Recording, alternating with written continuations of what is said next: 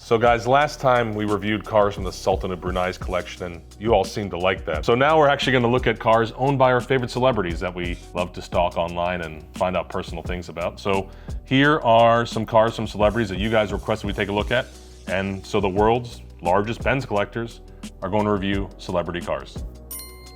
These are cars that we've seen throughout time. These are not just recent cars. These are from, you know, the 80s, pictures we've seen through the 80s, 90s, the 2000s, and these are just cars that stuck with us throughout time. So we're gonna go through a list in no particular order. We're just picking, you know, random celebrities throughout time, actors, athletes, rappers, artists, all types of stuff. So let's see what we got right here. And we're gonna critique an artist's tastes. So we're actually gonna tell you what we think about their car, and if they did a great job or it's horrendous. Yes, sir, let's go.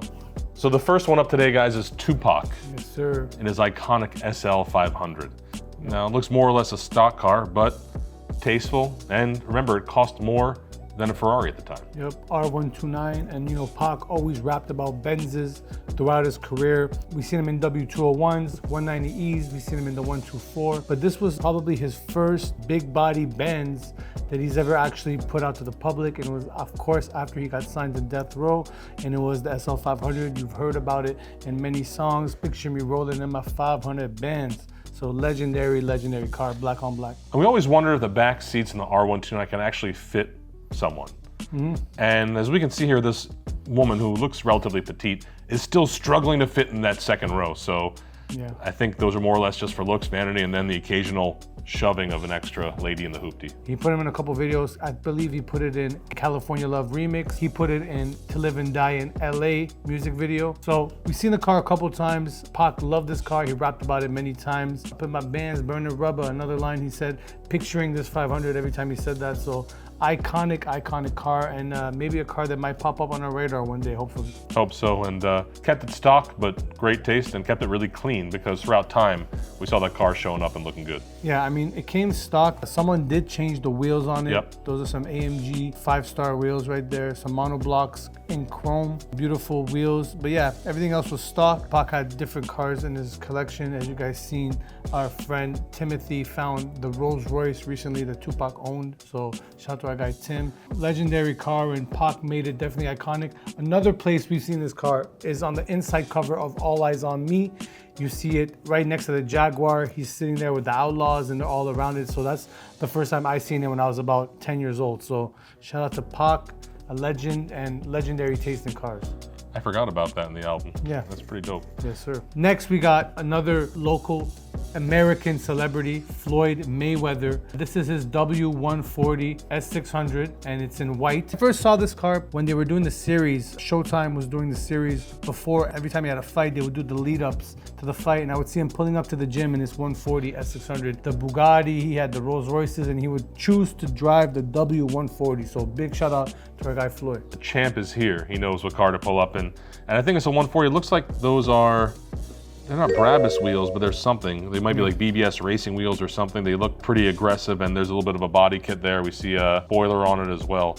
So, you know, little modifications. We know that the champ always had to add a little glitz, a little glamour, a little bling to it. So makes sense that he put some new shoes on it, and also a little bit of aero action on it as well. Yeah, it had an aftermarket grille on it. He removed the star that pops out, and he had the aftermarket grille with the big Mercedes star. A big mesh grille on it, which is kind of crazy, but it's cool. Yeah, kind of cool. But yeah, man, a car he loved, of course. Like I said, he had the choice.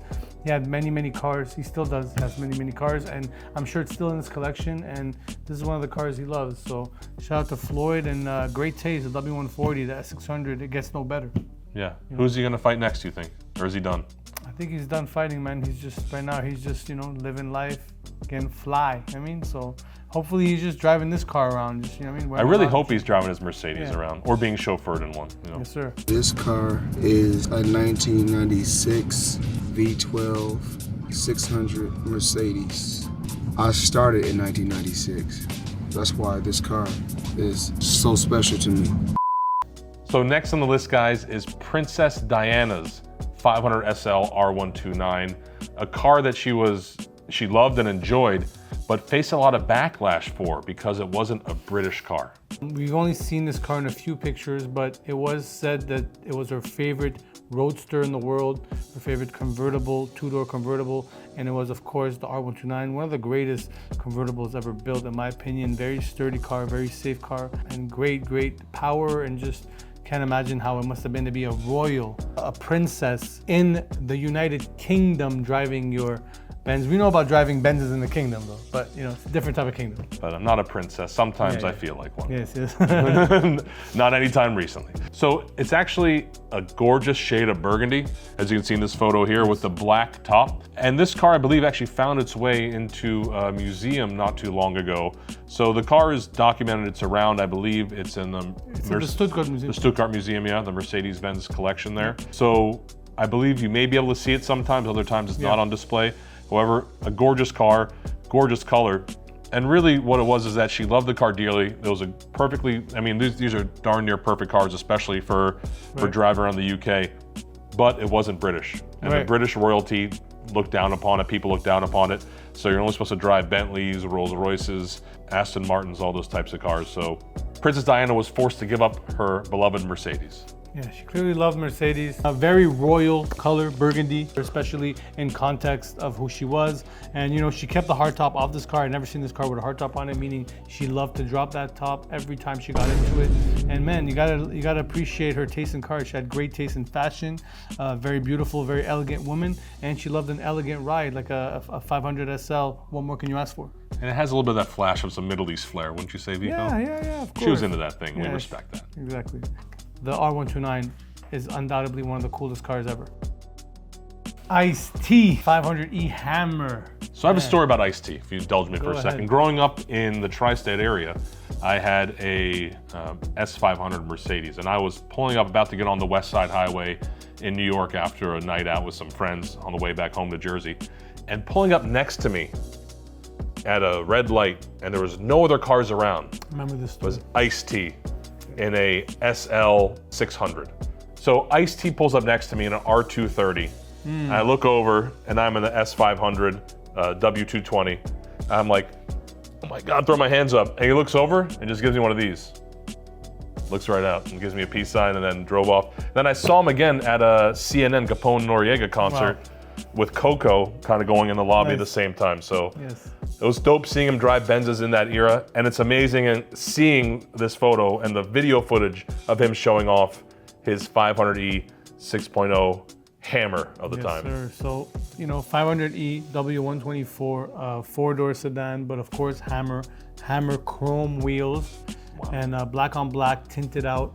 And he spoke about this car in a video. We're gonna cut to it right here. This is mine, Benz. It's called a Hammer. It's a real fast Benz, and this one has the #1 stereo installation in a luxury sedan in America. Check this out. This one. I know it's tacky, but I read that this costs $40,000. Whatever. It's a system right here. This one best in show. Right here. This is a stereo system? Yeah, it's 215s. And that's Ice-T with his 500E Hammer. So one of the few rappers, I've never really seen another rapper have a Hammer and talk about it, especially on the era. Like, rappers were just happy to have a kitted out Benz. That could have been anything. But to be specific and get a Hammer, you gotta appreciate Ice-T's knowledge as a car enthusiast and his great taste in cars. He understood engineering, understood Mercedes, understood AMG, and he's a man of culture and taste. I mean, look, he's done every kind of role out there. He's played a gangster, he's played a cop. He's, you know, done heavy metal and punk music before. He's done all sorts of stuff. So, a Renaissance man indeed, and great taste in vehicles. And I just actually love it in the chrome wheels. I don't know why, but something about that with the chrome wheels. I haven't seen one like that before, and it's amazing. Yeah, so this is definitely the New Jack City era. So this might have been New Jack City money that paid for this Hammer right here. Exactly. Peace to Pookie. R.I.P. Yeah. An E320 convertible red. Almondine. A little flamboyant color. And all we can say in the music video, Puffy backs it up very fast. Pause. And I think that's enough we should say about this car, so we don't feel the ire of our incoming Rico case. Now this is not either's personal car. This was not Puffy's car or Notorious B.I.G's car. This was just, I guess, a car they rented in LA for this video that they shot. One of the last videos that Notorious B.I.G. shot, and it's not their car, but this was always a classic scene. No matter what's going on with Diddy today, this is a classic video, a classic scene, and an incredible song. And of course, the reversing and the 124 very fast being chased in the car. And man, I remember seeing that when I was a kid. I always loved that scene. It was crazy. Puffy was getting chased by the feds then, and man, they caught up to him. Caught up to him eventually. They caught up to him. Gorgeous car, gorgeous spec. It's kind of sad when history implodes on itself, so we can't just sometimes enjoy things as standalones, and we can almost erase this guy out of our mind in this situation. But big up to Notorious B.I.G. Yes, sir. Great music. Incredible album. One of my favorite albums of all time, Live Out to Death. Yeah, and amazing car and gorgeous. Actually, the color is gorgeous. So if you guys ever find this car, please let us know. Yeah, so like we said in the video, they're taking this car in high-speed chase in reverse. So that was the first in music videos back then. And you know, this is the era in hip-hop where they're really pushing the envelope in music videos and trying to do something that wasn't done yet. And I feel like this was a great concept. And just that one scene, even though it wasn't anything crazy as far as budgets go to create a scene like that, it was just the concept of going in reverse. It was really cool. So, and it's also a weird time in history when men used to have their sideburns so thin that their eyebrows were thicker and more manicured than their sideburns were. And I think he has some rouge on and some makeup. It was a flamboyant era. Anyways, shout out to Notorious B.I.G. and Hypnotized video, another classic moment in culture. He's staring at me. I can change the picture. All right, guys, you've seen us at Amelia Island unveil something incredible this year, and it was the classic Rakim Mercedes piece from 1987.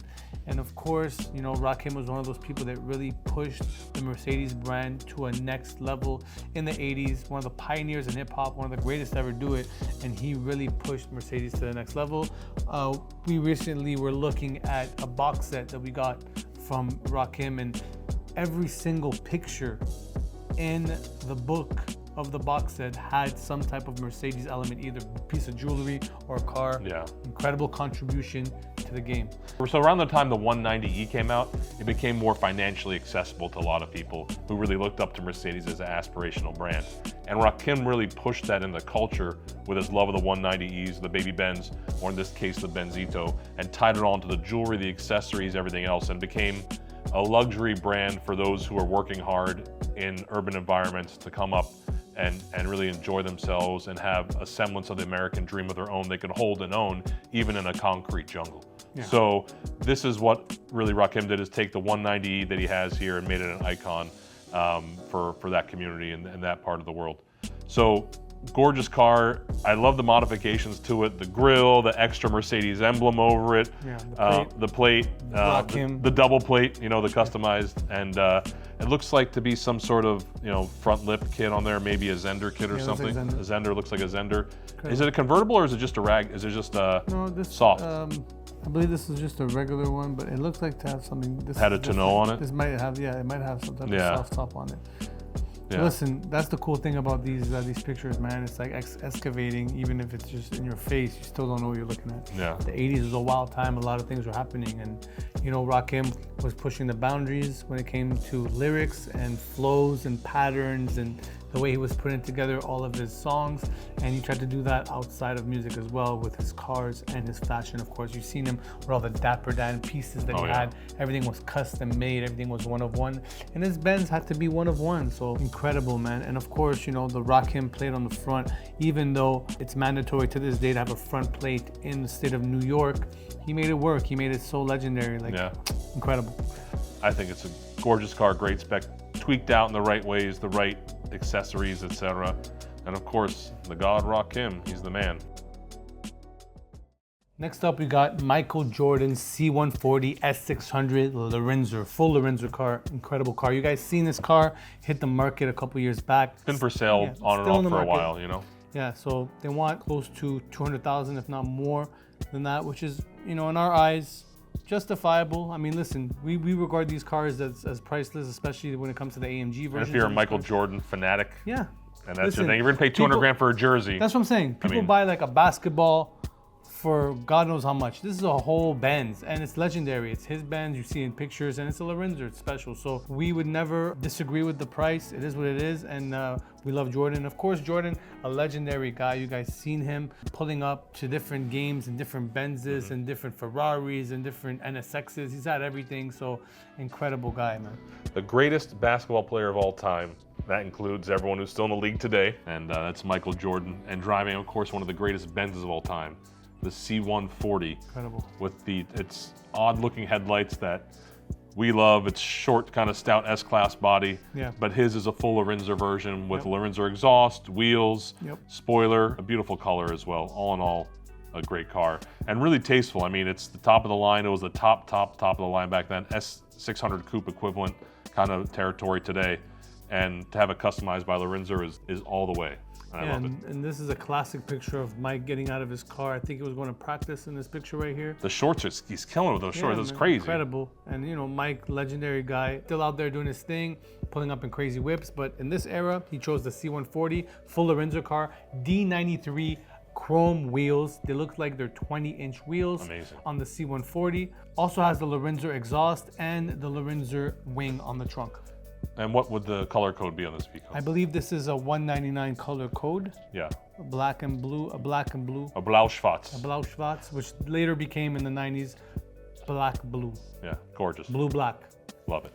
Mike is also the kind of guy that loves gambling at the casino. That's the stories I heard about him growing up in New Jersey, was that he would go down to Atlantic City once in a while and just lay out, $50,000 hands of baccarat. So a man that could really afford anything and do anything, and just money was overflowing at that time. For him to want to drive himself in an S600 coupe, it tells you something about the car and about the experience. It's a big man car, it's a luxurious car, it's a sports car, it's everything in one. That's why we love collecting them. V12, I mean, I'm sure it has some type of tune. This guy had fast cars. He loved this S600. Man, how can you not love it? One of the greatest cars ever built. Shout out to Bruno Sacco and the whole Mercedes team. All right, like we said earlier, we're not just doing artists. We're doing actors, we're doing different type of actors as well. OG, so this guy right here is a triple OG. Our guy, Clint Eastwood. Go ahead and make my day. Go ahead, make my day. So Clint Eastwood, amazing actor, now producer, many generations. There's not enough to say about this guy, from classic Westerns all the way to modern dramas and sagas. Gran Torino was a great movie about cars and about the fabric of America. And here we see him rocking one of the most gorgeous creations of all time, a C126 SEC Mercedes. And Clint Eastwood had a little too much fun in this car once and was accused of having an affair with a much younger woman and picking her up in this vehicle for the whole world to see. Listen, it's it's been publicized. It happened a long time ago. I'm sure his wife's over it at this point. Hopefully she is. But they got a divorce because of it. So it is what it is. But she's probably not over it. Yeah, this might have been the boiling point. But hey, listen, Clint Eastwood, even back then, still out there doing his thing, a player at heart, can help himself. Incredible car, man. All white. The cladding is all white, so no two-tone on this one. Beautiful car. Not sure the year, but it's definitely a two-door SEC. Yeah, I mean, for us, tasteful, very stock. You're a naughty boy, Clint. So I won't rank this one nearly as high as the other ones because he has no tints on him. No face, no case. So all in all, cool car. We're proud of you, Clint Eastwood, and one of our favorite actors of all time, and an all-around good guy. Yeah, legendary career, legendary catchphrases. So these are movies that were made before a lot of us were born and still to this day are relevant. So shout out to Clint Eastwood. Go ahead, make my day. Get out of my car. All right, guys, next, another legendary rapper from the 80s. We said Rakim was up there, one of the greatest. Well, this guy's also considered one of the greats in hip-hop, Big Daddy Kane. BDK, Big Daddy Kane, was an early day of hip-hop pioneer and really brought a lot of swag and style to the whole scene. And here we have him going over the top in his C124 ABC exclusive. Looks like a convertible with all gold wheels, crazy shine, crazy paint. This is a winner. So I don't believe this is a convertible. It could be a four-door convertible, but it also could just have a soft top on it, which they did do that back in the day. We don't know. The tonneau, as we would call it. Yeah, exactly. Incredible deep dish Lorinser wheels. Gold. Gold. great, amazing, great style. I believe these are RS90 wheels, killing it. ABC exclusive kit, custom paint, and he had the grill, the Benz grill in the front, custom with the gold star and the grill, Kane on the license plate. And yeah, man, another smooth operator on the mic and also behind the wheel, man. These guys had great taste and only wanted the best. So the best in jewelry, the best in music, and the best in cars. Fashion's killing it too. Look at the monochrome outfit along with the monochrome car. That's cool. Yeah. And the flat top is wild. In terms of visually appealing cars from that period, this is probably my number one. Yeah. Just because it's so shocking, the colors, the tonneau, the wheels, the paint quality, you can tell through a granular photo found online that the paint quality is insane. Exactly. And that's what ABC did. They did layers and layers. I mean, listen, this car was painted probably a few months before this picture, maybe that month. Yeah. These guys were getting money at a crazy rate, and you know, they lived like it. And also, you have to understand, Big Daddy Kane is one of the few artists in all of hip hop history that we know that's documented to have like a tuner Benz, like an ABC exclusive. Yeah. You know, like we know a lot of these rappers had these cars, but we don't have that many pictures of them. Here we have Big Daddy Kane with his ABC exclusive, incredible. Usually when we see like, you know, Rakim, he had the stock Mercedes. It may have been a Zender, but I mean like these extreme builds. This is one of the- Extreme build. Yeah, this is one of the few ones that when we go back in our mind and try to find out, you know, I mean, who was the guy that had that car that was really doing the tuner stuff, Big Daddy Kane pops up right away. So any of you guys in the tri-state area see this car, hit us up, let's talk. But all in all, a relic, gorgeous car, and one that's gonna stick with us forever. Here's one modern car on the list. And it's pretty much stock, except for its color, but I just think it's a great combination. The wheels too. And the wheels are unique. Yeah. So there's no real tuner here, but the wheels and the color kind of set it off. And that's actually Kim Kardashian's gray Maybach 680. Yeah, great car, great color. It's like a matte gloss, right?